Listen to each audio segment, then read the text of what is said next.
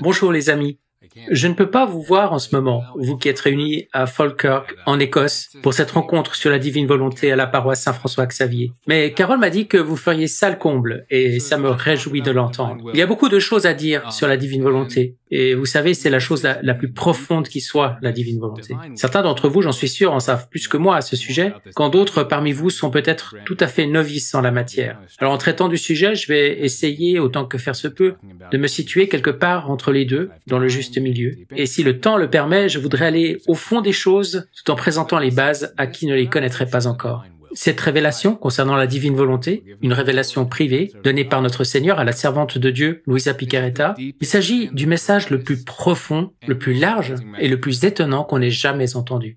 Si vous le vouliez, vous pourriez y consacrer sans problème le restant de vos jours. Si vous êtes à la retraite et que vous avez besoin de quelque chose pour combler votre existence, eh bien, c'est ce qu'il vous faut. Mais en même temps, c'est la chose la plus accessible jamais entendue, le message le plus simple qui englobe parfaitement à la fois la largeur et la profondeur et la parfaite simplicité. Alors commençons par cela, parce qu'il m'a été demandé de présenter certaines des bases de ce don de la vie dans la divine volonté. Comment est ce don? Comment le trouve-t-on chez les différents saints approuvés par l'Église? Et ainsi de suite. Et nous allons voir tout cela. Mais d'abord, la simplicité. La simplicité de ce pourquoi vous participez à cette conférence. De ce qu'est ce don, cette révélation. Et je voudrais à ce titre évoquer saint Thomas d'Aquin, mon théologien préféré. Je me considère comme un thomiste et comme un de ses étudiants. Or, il dit que toutes les choses trouvent leur perfection en retournant à leur origine. Ça peut paraître paradoxal au départ, mais c'est clairement vrai si on y réfléchit un peu. L'origine est parfaite. Et l'origine ultime, c'est toujours Dieu, bien sûr. Mais nous pouvons restreindre en quelque sorte notre considération en l'appliquant à divers contextes. Et si nous regardons l'origine de la sainteté chrétienne, où se trouve-t-elle? Quel est le point unique de départ dans la parole de Dieu, l'Écriture sainte? Quel est le noyau originel dans la révélation publique à partir duquel découle toute la structure de la sainteté chrétienne? Dans quel verset de la Bible trouve-t-on le résumé de notre tâche en tant que chrétien, de notre mission en tant que chrétien, de notre vie en tant que chrétien? Où tout cela est-il le mieux résumé en un verset, en quelques mots? Et il y a vraiment une réponse à cette question. N'étant pas physiquement présent avec vous, je ne sais pas si quelqu'un a déjà crié la bonne réponse. Alors peut-être que tout le monde est en train de chercher, ou alors peut-être que quelqu'un a déjà donné la réponse et que vous riez tous de moi en ce moment parce que je ne le sais pas. Mais quoi qu'il en soit, juste au cas où personne n'aurait donné la bonne réponse, car si quelqu'un a lu mon livre, peut-être a-t-il déjà révélé la bonne réponse, mais laissez-moi d'abord vous poser quelques questions. Le catéchisme de l'Église catholique, je ne l'ai pas sous la main. Oups, j'essaie toujours de l'avoir à proximité. Le catéchisme exalte cette chose à laquelle je fais référence et que je n'ai pas encore nommée, la désignant ainsi. La prière chrétienne fondamentale, la prière quintessentielle de l'Église, le résumé de tout l'Évangile et la plus parfaite des prières. Tout cela se trouve dans le catéchisme, qui cite divers saints, docteurs de l'Église et pères de l'Église qui affirment cela, à propos d'un ensemble particulier de mots, très courts, et que presque tout le monde sur la Terre connaît. Et je pense maintenant que je vous ai donné suffisamment d'indices pour que vous puissiez trouver, et peut-être que vous êtes tous déjà en train de crier la réponse. Le Notre Père, oui, vous avez raison, le Notre Père. Le Notre Père est la prière chrétienne fondamentale.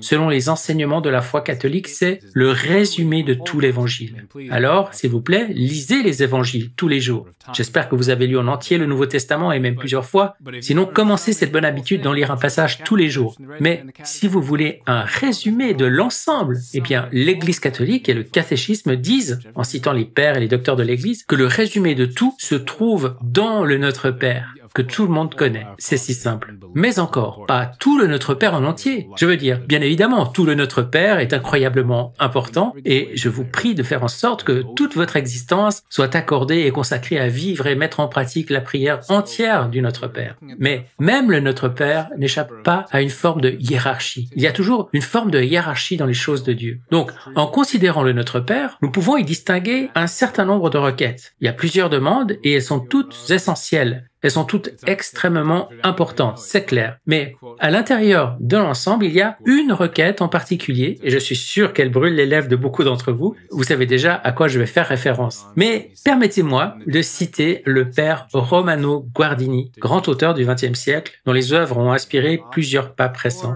Il a dit, lorsque les disciples ont demandé à Jésus de leur enseigner comment prier, il leur a donné le Notre Père, dont le cœur, le noyau central, est sans doute possible que ta volonté soit faite sur la terre comme au ciel. Et ce n'est pas seulement lui qui le dit. Il y a nombre d'autres saints qui ont soutenu qu'il s'agissait clairement de la demande suprême. Et si j'insiste sur ce point, c'est parce qu'une fois de plus, nous parlons de simplicité. Nous parlons du fait que tout le christianisme est fondamentalement contenu en cela. Mais si nous voulons réduire encore davantage la perspective, nous pouvons nous pencher sur le noyau et point culminant de ce texte, et c'est la demande que la volonté de Dieu soit faite sur la terre comme au ciel. Saint Jean Cassien, père de l'Église, a dit ceci, que ta volonté soit faite sur la terre comme au ciel, il n'y a pas de plus grande prière. Il n'y a pas de plus grande prière que celle-là. Et il continue en disant, il n'y a pas de plus grande prière que désirer que les choses terrestres méritent d'égaler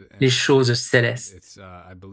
Un autre saint a dit, et je crois que c'est aussi Saint Jean Cassien, je ne sais plus, je suis plus sûr du saint dont il s'agit maintenant, mais je vous assure que c'est un saint et un père de l'Église. Et il disait, ceux qui sont en paix avec Dieu et qui disent constamment au Père de tout leur cœur, que ta volonté soit faite, ne peuvent être vaincus en aucune bataille.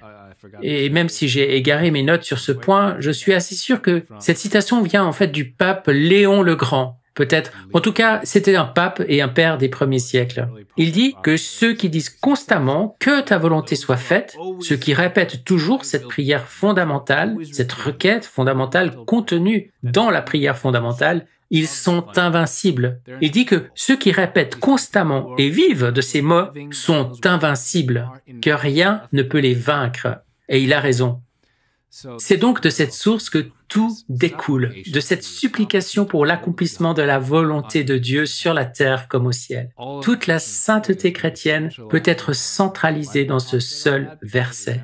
Et pourquoi avons-nous abordé tout cela? Parce que, rappelez-vous ce que disait saint Thomas d'Aquin, toute chose trouve sa perfection en retournant à son origine. Et voilà donc l'origine. Donc, si nous voulons trouver la perfection, nous allons la trouver comme le point culminant, le climax de ce même processus qui a commencé à cette origine.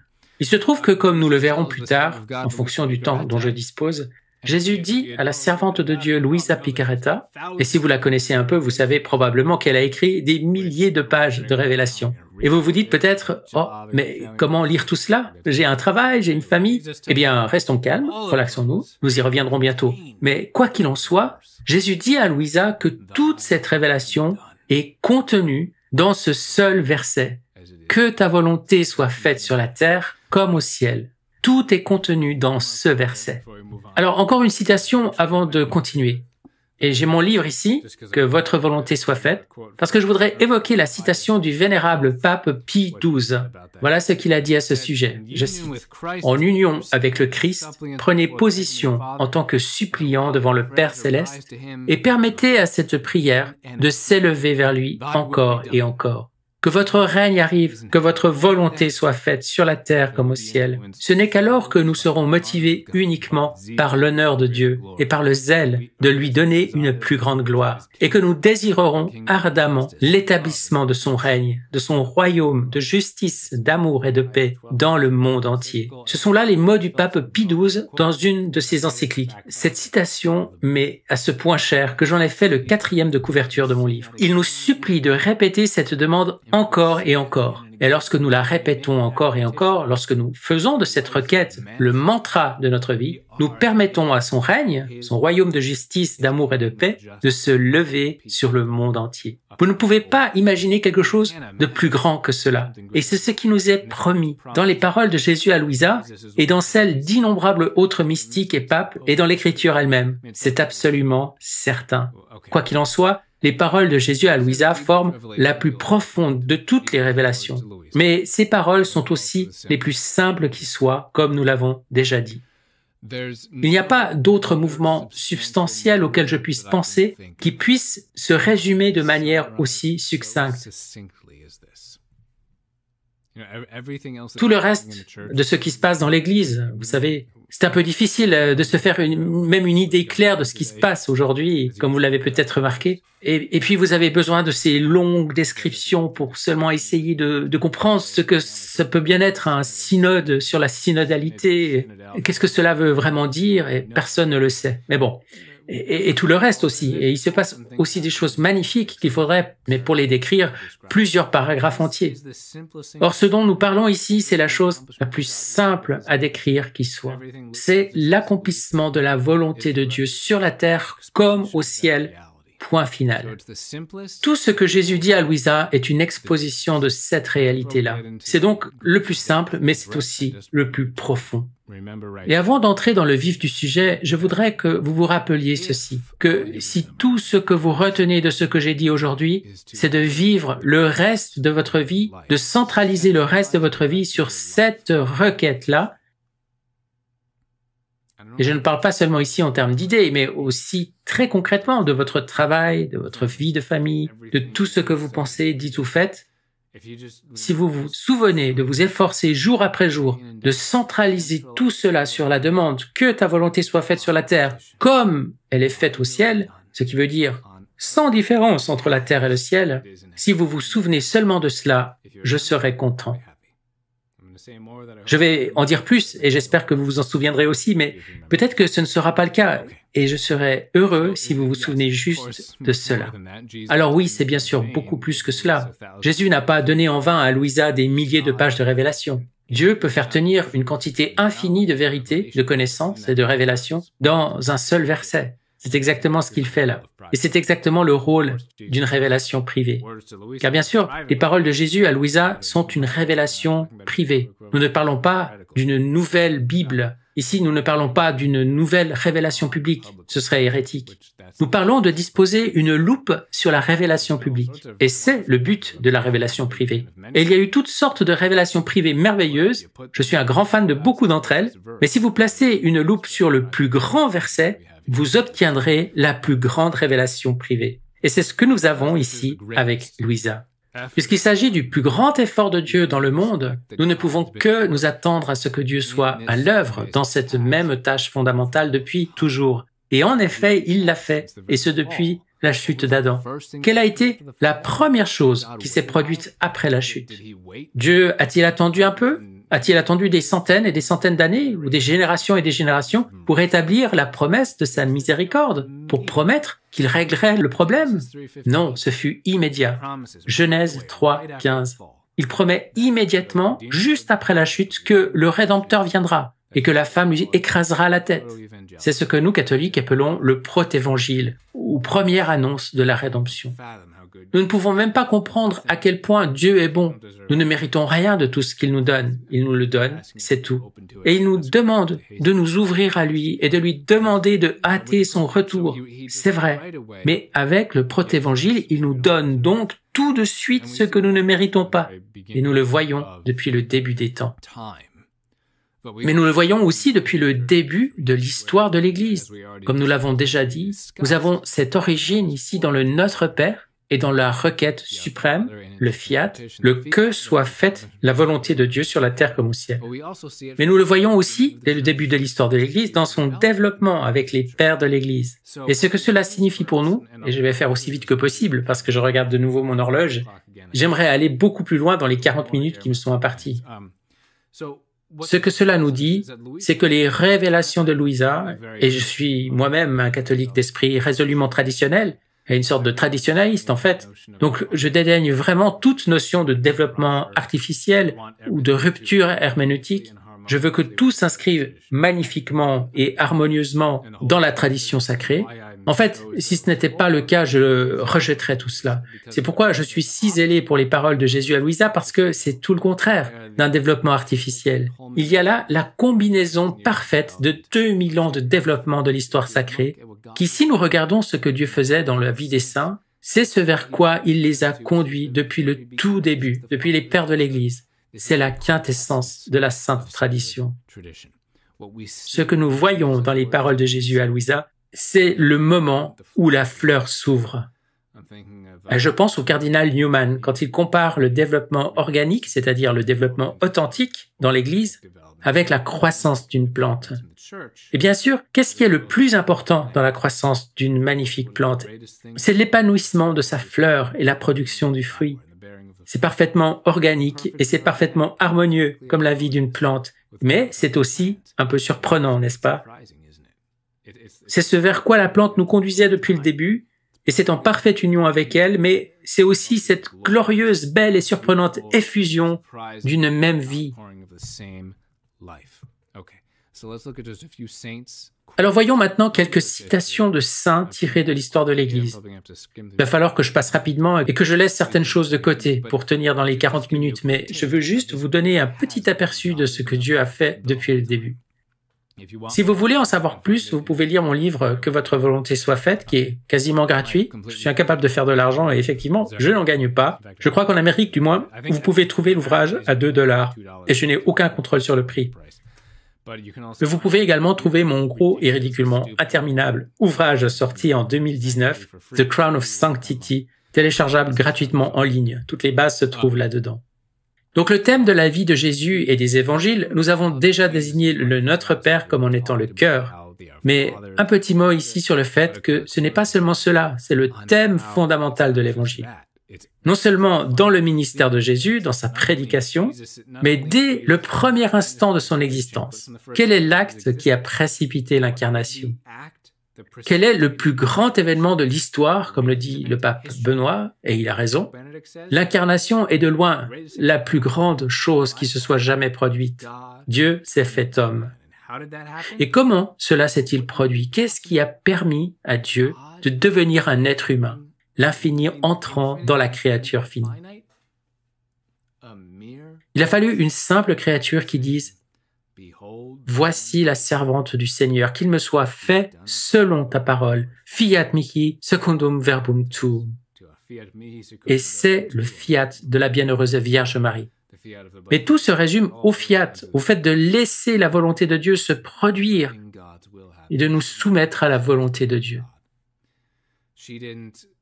Marie n'a pas entrepris une quelconque forme de pratique extraordinaire. Je veux dire, sa vie a été tout à fait extraordinaire, bien sûr, mais dans cet événement particulier, ce qui l'a rendu possible n'était pas quelque chose d'extravagant à l'extérieur.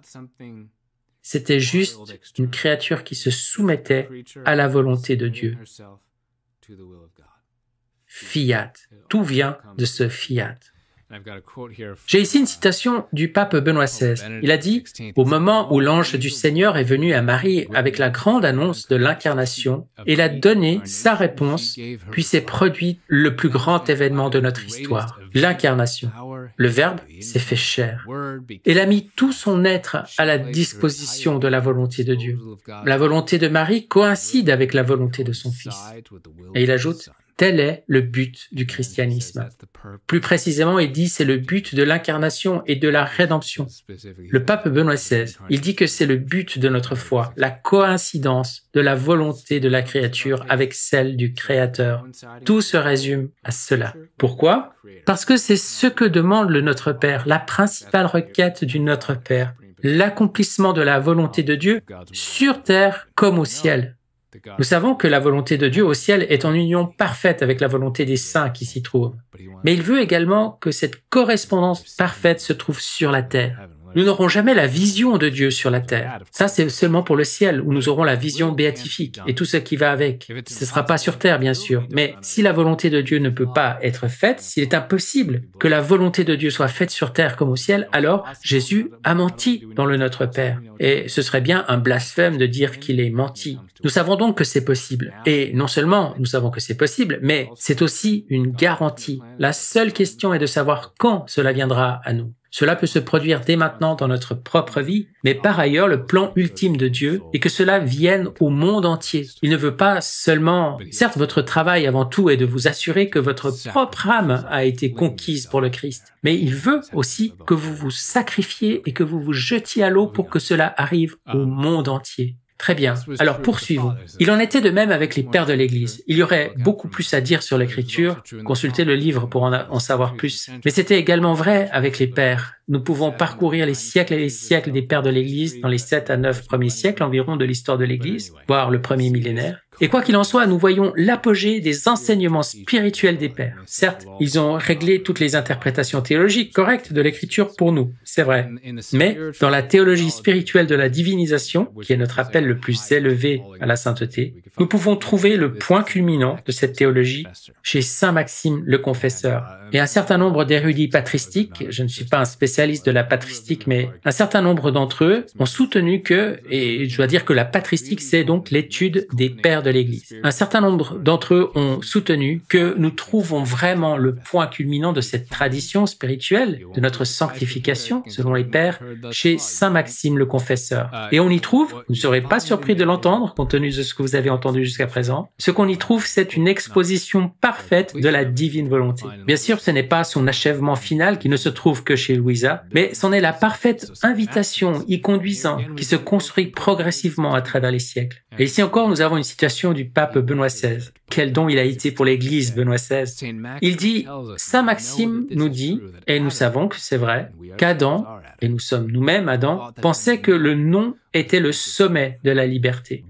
Mais le sommet de la liberté, c'est au contraire le oui, dans la conformité à la volonté de Dieu. C'est seulement dans le oui que l'homme devient vraiment lui-même. C'est seulement dans la grande ouverture au oui, dans l'unification de sa volonté avec la volonté divine, que l'homme devient immensément ouvert et devient divin. C'est dans le oui qu'il devient libre. Voilà en quelques mots le point fondamental de ce que Saint Maxime a voulu dire. Et il dit aussi que c'est vraiment là que naît la vraie personne. C'était là des mots de Benoît XVI.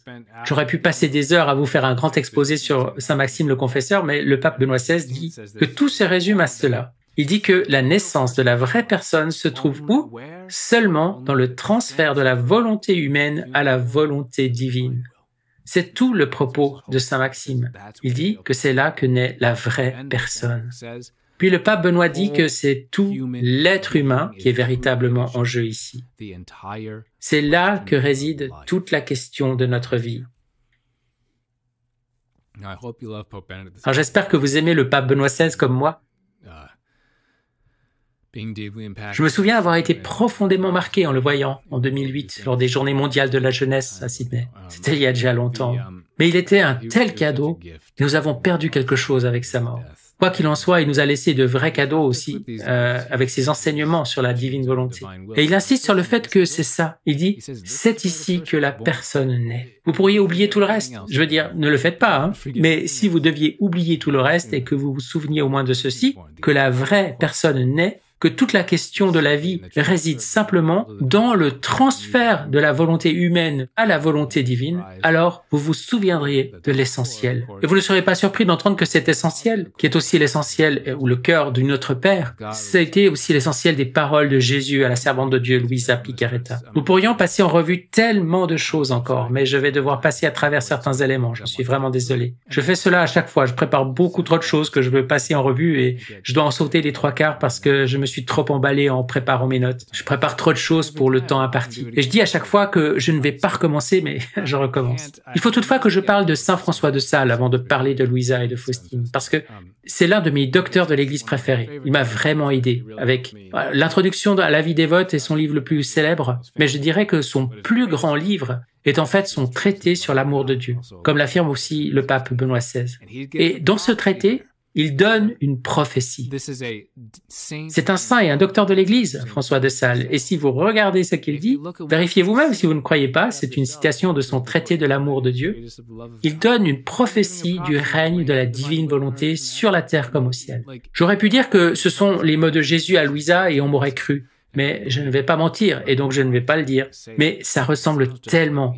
Il dit, et c'est une citation maintenant, Ainsi, l'âme qui aime Dieu est tellement transformée en la volonté divine qu'elle mérite plutôt d'être nommée volonté de Dieu qu'obéissante ou sujet à la volonté divine, qui devient sa volonté à elle. Parmi les vrais enfants de notre Sauveur, chacun quittera sa volonté propre et il n'y aura plus qu'une seule volonté maîtresse, régente et universelle qui animera, gouvernera et dirigera toutes les âmes, tous les cœurs, toutes les volontés. Et le nom d'honneur parmi les chrétiens ne sera autre chose sinon la volonté de Dieu en eux. Volonté qui régnera sur toutes les volontés et les transformera toutes en elles-mêmes, de sorte que les volontés des chrétiens et la volonté de notre Seigneur ne soient plus qu'une seule volonté.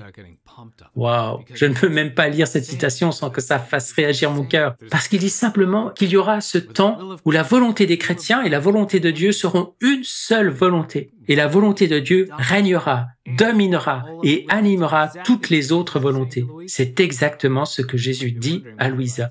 Vous vous demandez peut-être, mais attendez, je croyais que s'il y avait du nouveau. Et oui, c'est le cas. Nous y reviendrons tout à l'heure. Mais Saint François de Sales, à la fin de cette citation, dit bien « Qui donnera cette grâce à mon âme ?» C'est donc comme s'il la voyait, mais il se rendait compte qu'elle n'est pas encore là. Il réalise que c'est le but.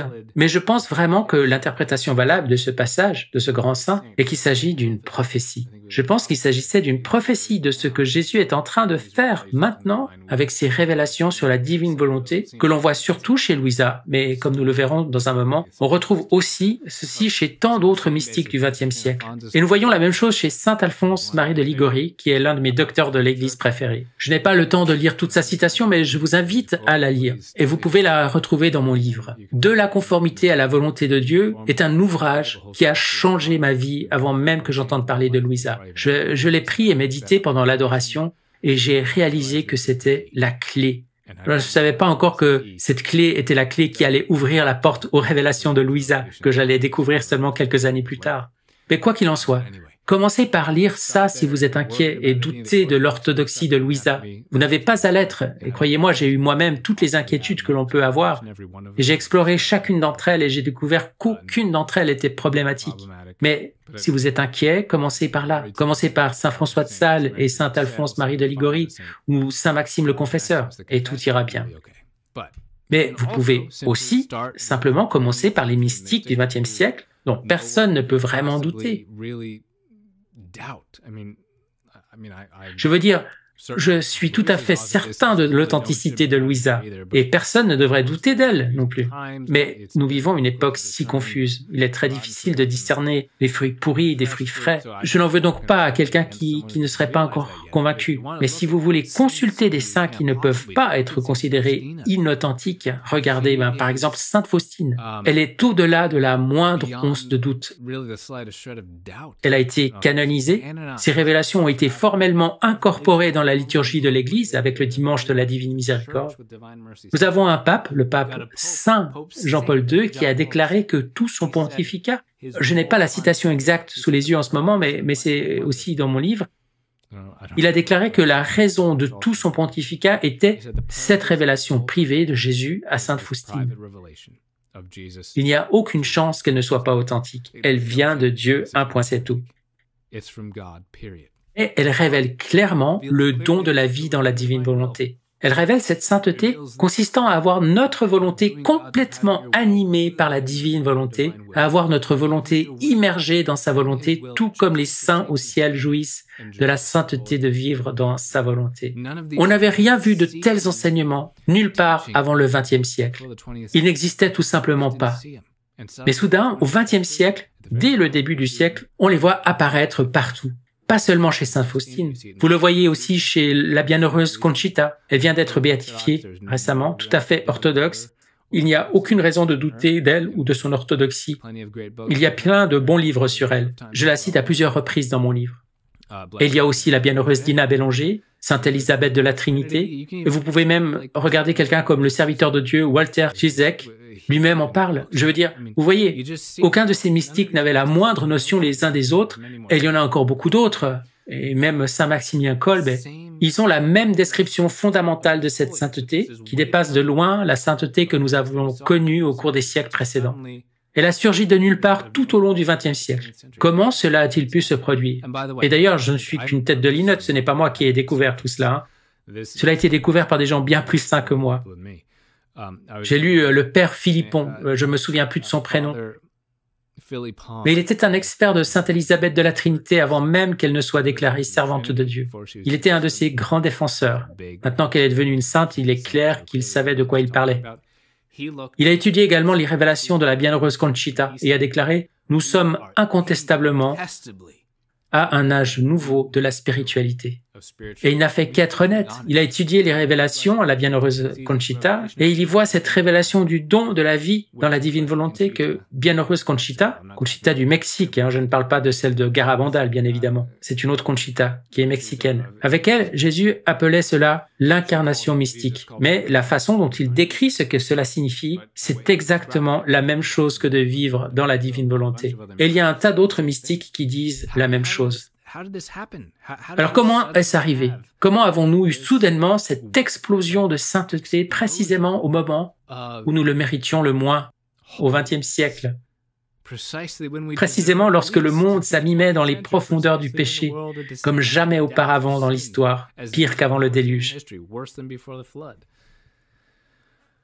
Eh bien, quand le péché abonde, la grâce surabonde d'autant plus. Vous savez, nous avons toutes ces grâces rejetées. Presque tout le monde vivant aujourd'hui rejette la grâce de Dieu. Il y a donc beaucoup de grâces refoulées, n'est-ce pas? Dieu n'efface pas sa grâce lorsqu'elle n'est pas acceptée par une âme. Il la donne à quelqu'un d'autre qui la veut bien.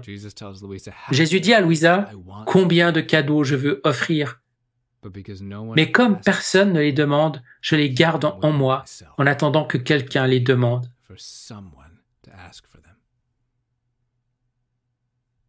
Nous avons donc toutes ces grâces que la grande majorité du monde et presque tous les vivants aujourd'hui rejettent. Et Dieu donc concentre ses efforts sur ceux qui sont ouverts à ces grâces. Et donc, comment cela se fait-il que ça explose soudainement? Comment voyons-nous cela prendre de l'ampleur dans la vie des mystiques à l'aube du XXe siècle? Eh bien, la réponse se trouve juste là. Nous y arrivons enfin, dans les révélations à Louisa. Jésus lui dit, il avait été réservé que les portes de mon vouloir éternel ne s'ouvriraient qu'à ma petite fille Louisa, afin d'unifier ses actes avec les miens et ceux de ma mère, et de rendre tous nos actes triples devant la majesté suprême et pour le bien des créatures. Maintenant, puisque j'ai ouvert les portes, d'autres peuvent entrer à condition qu'ils se disposent à un si grand bien. Il s'agit d'un extrait du 24 janvier 1923 du journal de Louisa, le livre du ciel. Jésus dit donc à Louisa, et il le dit encore plus clairement dans d'autres parties du même passage, « Avec toi, j'ai ouvert les portes ». C'est en fait la partie du passage que je voulais lire, mais je n'avais pas la bonne citation sous les yeux. Il dit spécifiquement, « Avec toi, j'ai ouvert les portes au don de la vie dans la divine volonté ». Cette grande sainteté dans laquelle Jésus nous demande d'entrer avec ses révélations.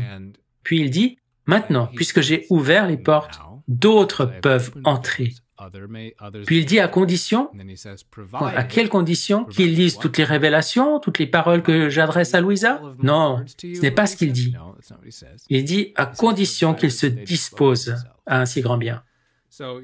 Alors vous savez, il y a des adeptes ultra hardcore de Louisa qui vous diraient « Non, non, non, impossible de trouver le don de la vie dans la divine volonté ailleurs que chez quelqu'un qui a lu les 36 volumes au moins 800 milliards de fois. » Eh bien, ce n'est pas ce que dit Jésus. Alors oui, lisez le livre du ciel. Moi-même, j'ai lu les 36 volumes plusieurs fois et je ne peux pas décrire à quel point c'est une grande grâce. Mais ce que Jésus dit à Louisa, c'est que puisque les portes sont ouvertes à travers elle, n'importe qui peut recevoir ce don.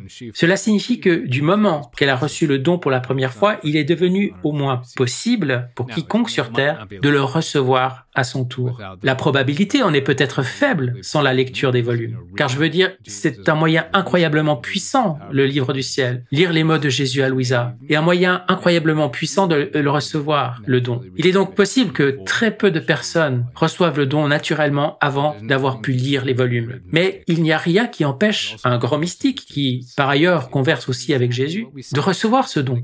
Et c'est exactement ce que nous voyons comme sorti de nulle part. Des gens beaucoup plus érudits érudits que moi disent que Louisa a probablement reçu ce don de la vie dans la divine volonté pour la première fois en 1889, ce qui serait un certain nombre d'années avant qu'elle ne commence à écrire son journal, ou dans le premier volume, elle raconte ses années d'avant. Mais où que ce soit exactement, c'est quelque part vers la fin du 19e siècle. Au 20e siècle, nous voyons soudain tous ces mystiques décrire cette sainteté que nous n'avions jamais vue auparavant. Et je parierais que c'était en fait en 1889, ce qui placerait Sainte Thérèse de l'Enfant Jésus dans la course pour le don de la vie dans la divine volonté. Et je pense qu'elle le décrit effectivement. Dans mon livre, j'en fais l'argument, parce qu'elle est morte après cette date. Elle n'est pas née après cette date, certes, mais elle est morte après. Rien ne l'empêchait donc de le décrire également. Et je pense qu'elle l'a fait. Cela signifie que chaque fois que nous lisons un mystique à partir de 1889, il est possible que nous trouvions le don. Et je vous encourage à le chercher vous-même. Je n'ai pas tout découvert, j'ai présenté dans mon livre un certain nombre de mystiques clairement concernés, et je suis sûr qu'il y en a d'autres, et je suis sûr que vous tomberez dessus. Je suis sûr que vous tomberez sur des révélations de ce don en lisant les grands mystiques, les grands saints, qui sont canonisés au nom du XXe siècle, et au moins à partir de 1889, qui révèlent ce don. Donc nous le voyons chez Faustine, et Faustine a parlé d'être une hostie vivante. Jésus l'a appelée ainsi, hostie vivante. Et ce moment charnière de sa vie s'est produit avec cette retraite. Si vous ouvrez un exemplaire du petit journal de Sainte Faustine et que vous le feuilletez rapidement, une page va vous sauter à la figure. C'est une page avec un grand X. Et Jésus lui a dit de faire cela. Je n'ai pas le passage devant moi, je ne me souviens plus exactement comment ça se passe, mais il dit en gros, raie une page entière de ton journal. Et j'aime que Marianne Press, l'éditeur, a réimprimé le petit journal en faisant exactement cela. Il y a dans la publication une page entière avec le grand X dessus. Vous le trouverez aussi si vous le feuilletez. Jésus a dit à Faustine de faire cela dans son propre journal manuscrit et il lui a dit « Écris ceci. À partir d'aujourd'hui, ma volonté propre n'existe plus. »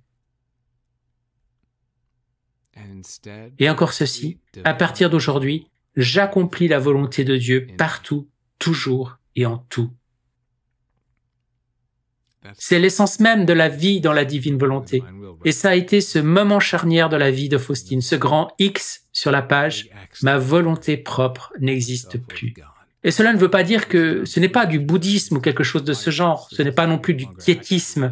Cela ne signifie pas que vous n'êtes plus actif, vous êtes tout aussi actif qu'avant et même en fait plus actif. Mais votre volonté propre a disparu, vous n'agissez plus pour vous-même, vous ne cherchez plus à ce que votre propre volonté anime vos actions. Vous voyez que Dieu vous anime directement, vous cherchez à ce que la divine volonté soit le principe de vie de votre âme, tout comme votre âme est un principe de vie de votre corps. Et je sais ce que pensent ceux d'entre vous qui n'ont jamais entendu cela auparavant. Mais qu'est-ce que cela peut bien vouloir dire? Cela n'a aucun sens. Par exemple, il faut que j'aille aux toilettes. Il faut vraiment que j'aille aux toilettes tout de suite, là, pendant que vous parlez encore. Qu'est-ce que ça veut dire? Qu'est-ce que je dois faire pour que la divine volonté opère bien? Vous n'avez pas à comprendre le don. Vous n'êtes pas censé le comprendre, vous êtes censé le vouloir. Vous êtes censé désirer le don et le demander. Vous êtes censé simplement reconnaître, en toute humilité, que Dieu sait mieux que vous ce qu'il vous faut et que vous préférez que ce soit lui qui soit en charge de votre vie. Et ceci, bien sûr, c'est ce que les saints ont toujours dit en nous y exhortant. Mais maintenant, nous sommes au moment où nous pouvons vraiment vivre la plénitude du même type de sainteté à laquelle ils nous ont toujours encouragés. Tout ce que vous avez à faire, c'est de reconnaître que sa volonté est meilleure que la vôtre, que vous voulez que sa volonté règne dans votre âme et non la vôtre. Et vous le demandez fréquemment, aussi souvent que vous vous en souvenez. Et vous essayez d'être de plus en plus sincèrement impliqué par cette demande chaque fois que vous la répétez. C'est l'essence des révélations de Jésus à Louisa. Jésus, j'ai confiance en toi, que ta volonté soit faite. Je te donne ma volonté, s'il te plaît, donne-moi la tienne en retour. Que ton règne vienne, que ta volonté soit faite sur la terre comme au ciel. Il nous supplie de dire cela tout le temps et de le penser de plus en plus. J'avais encore tant de choses à dire, tant de pages à parcourir, mais je crois que je vais manquer de temps. Alors permettez-moi plutôt de vous encourager à faire cela. Si vous essayez de penser que vous devez tout faire en même temps, vous vous sentirez dépassé. Mais ce n'est pas ainsi. Comme je l'ai dit au début de cet exposé, c'est la plus simple des choses et la plus profonde. Si vous êtes une personne très occupée qui n'a que 5 secondes par jour à disposition, eh bien, vous pouvez vivre dans la divine volonté. Et si vous êtes un retraité qui ne sait pas quoi faire de sa vie et que vous voulez la remplir complètement de quelque chose de nouveau, vous pouvez vivre dans la divine volonté. Vous ne ferez jamais le tour des profondeurs de celle-ci ni de tout ce qui se trouve entre le fond et la surface. C'est pour tout le monde. Mais évidemment, à cause du peu de temps qu'il me reste maintenant, je veux juste vous encourager à écouter tous les orateurs, beaucoup plus saints que moi, qui vous donneront des instructions sur la façon de vivre vraiment dans la divine volonté, en faisant des actes et des rondes, les heures de la passion, en lisant la bienheureuse Vierge Marie dans le royaume de la divine volonté, et tout cela va changer votre vie. C'est stupéfiant, ce que chaque minute que vous passez à lire les paroles de Jésus à Louisa, à faire des rondes, des actes dans la divine volonté, vous ne serez jamais aussi généreusement récompensé pour les quelques minutes de votre temps que vous passerez à faire ce genre de choses. Croyez-moi, Dieu ne se laisse pas vaincre en générosité. Mais quoi que vous fassiez, et quel que soit le temps que vous ayez, je vous prie de vous rappeler que c'est réel. C'est la vérité. Et c'est orthodoxe. Et cela va se manifester de manière écrasante dans les temps à venir. Par le simple fait que vous en entendez parler, Dieu vous demande maintenant de faire partie de ces quelques rares personnes qui n'en seront pas simplement les destinataires, mais les crieurs. Jésus supplie constamment Louisa, du moins il lui rappelle constamment, que tout ce qui est nécessaire pour que le royaume vienne, car rappelez-vous, comme je l'ai déjà dit plus tôt, il s'agit de la volonté de Dieu régnante dans notre âme, oui, absolument, mais le but ultime de Dieu n'est pas seulement de régner dans notre propre âme, mais de régner sur la terre entière, l'ère glorieuse de paix, l'avènement du royaume. Et cela arrivera, je vous l'assure, absolument, positivement, avec une certitude philosophique, mathématique et morale. Cela va arriver. La seule question est de savoir quand.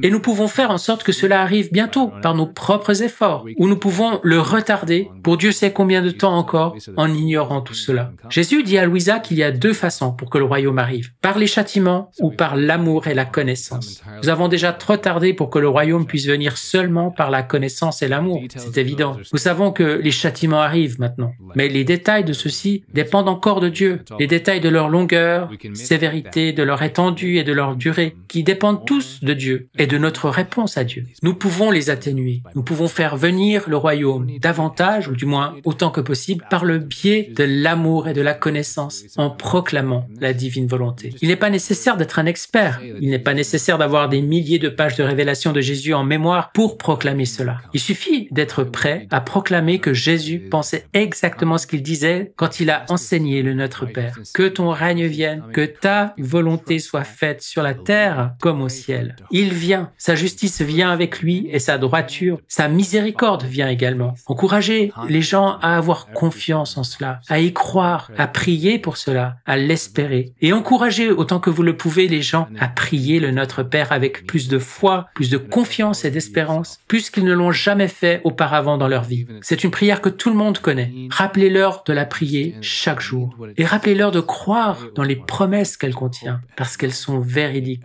Et surtout et avant tout, vous-même faites-le. Croyez en ces promesses. Comprenez ce qu'elles signifient, ce qu'elles disent et priez cette prière avec plus de foi, plus d'espérance et de charité que vous n'en avez jamais eu dans votre vie. Que ton règne vienne, que ta volonté soit faite sur la terre comme au ciel. Et que Dieu vous bénisse.